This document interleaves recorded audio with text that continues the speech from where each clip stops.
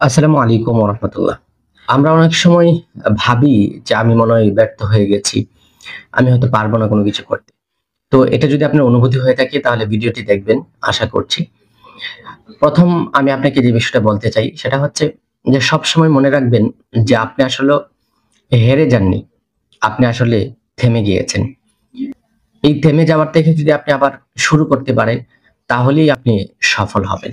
আমি কথাটা কি বলছি আশা করছি একটু মনোযোগ দিবেন। আমরা মনে করি আমরা হেরে গিয়েছি। কিন্তু আসলে মানুষ কখনো হারে না। মানুষ অবশ্যই সফল হয়। কেউ হয়তো ১ সপ্তাহ পরে সফল হয়, কেউ ১ মাস, কেউ ১ বছর বা কেউ ৫ বছর।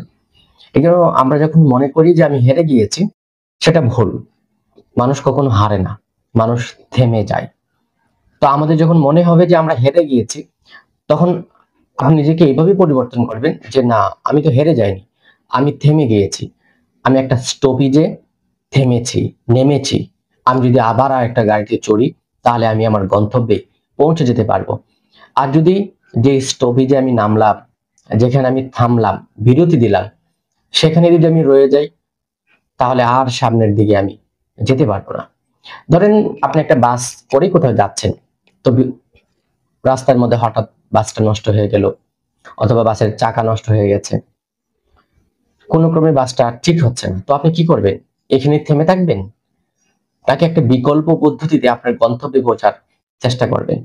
তো আমাদের লাইফটা এমনই, আমরা মাঝে মধ্যেই থেমে যাই, যেটাকে আমরা হেরে যাই মনে করি। কিন্তু কখনোই এটা হেরে যাওয়া না। এটা হচ্ছে থেমে যাওয়া।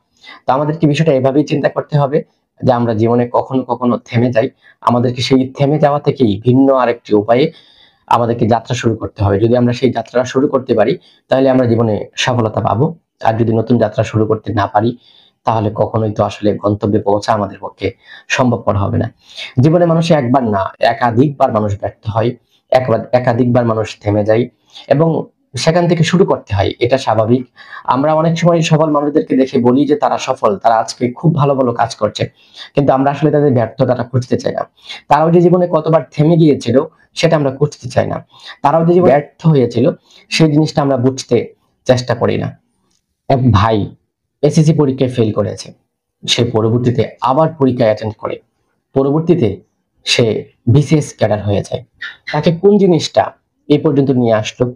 এসএসসি ফেল একটা স্টুডেন্ট, এসএসসি ফেল এক ভাই, সে কিভাবে আজকে বিসিএস ক্যাডার হতে পারলো? তার একটা কারণেই তাকে আলাদা করেছে।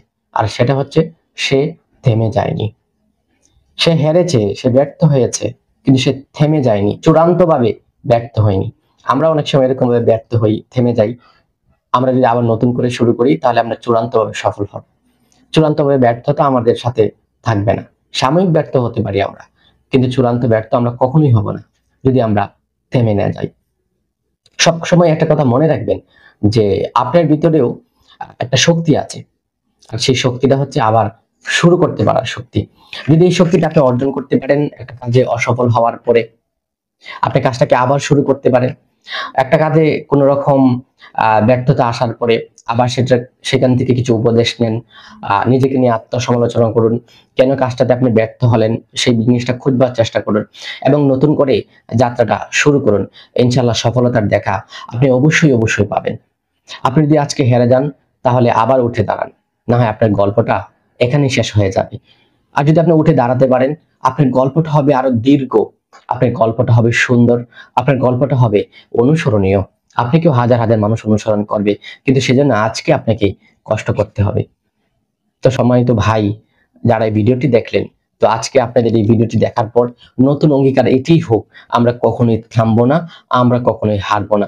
আমরা হারার জন্য জন্মগ্রহণ করিনি। আমরা হারার জন্য, ব্যর্থ হওয়ার জন্য, অসফল হওয়ার জন্য আমরা কোনো মিশন শুরু করিনি। এই হোক আমাদের প্রতিজ্ঞা। আপনার এই দৃঢ় প্রতিজ্ঞাতেই আপনি বাধাবদ্ধ হলেন কিনা সেই বিষয়টি অবশ্যই কমেন্ট করে জানাবেন। যারা ফেসবুকে দেখছেন অবশ্যই পেজটিকে ফলো দিয়ে এই ভিডিওটি শেয়ার করে দিন যাতে করে অন্য আরেকজন ভিডিওটি দেখে উপকৃত হতে পারে। আর যারা ইউটিউবে দেখছেন অবশ্যই চ্যানেলটি সাবস্ক্রাইব করে আপনার মূল্যবান কমেন্ট বাটনে লিখুন এবং পরবর্তীতে আর কি ভিডিও দিলে আপনাদের উপকার হতে পারে সে বিষয়টাও আমাকে জানাবেন। আমার ভিডিও তৈরি করার একমাত্র উদ্দেশ্য হচ্ছে যে গুরুত্বপূর্ণ কিছু বিষয় অনেক সময় আমি নিজে পড়ি এবং নিজে সেখান থেকে শিক্ষা গ্রহণ করার চেষ্টা করি এবং সেগুলো আপনাদের মাঝে ছড়িয়ে দিই, যাতে করে সবাই মিলে এই বিষয়গুলো দেখে উপকার হাসিল করতে পারি। এবং সবচেয়ে বড় বিষয় হচ্ছে, আমি যখন একটা বিষয় নিয়ে ভিডিও তৈরি করে ফেলি, তখন ওই বিষয়টা মানাটা আমার ভিতর থেকে একটা তাগাদা সৃষ্টি করে। সেজন্য এই ভিডিওগুলো তৈরি করা। আমার সেখানে কন্টেন্ট মনিটাইজেশন থেকে ইনকাম, সেটা কখনোই আমার কোনো চূড়ান্ত লক্ষ্য নেই। আপনাদের ভালোবাসা, আপনাদের মহব্বত এবং আপনাদের সাথে পথ চলতে পারা, সফলতায় একসাথে সবার মোলাকাত হওয়া, সেটাই আমার মূল লক্ষ্য ও উদ্দেশ্য। আল্লাহ তাআলা আমাদের প্রত্যেকের নেক এবং ভালো নিয়তগুলোকে বাস্তবায়িত হওয়ার তৌফিক দান করুক। সবার জন্য শুভ কামনা ও দোয়া।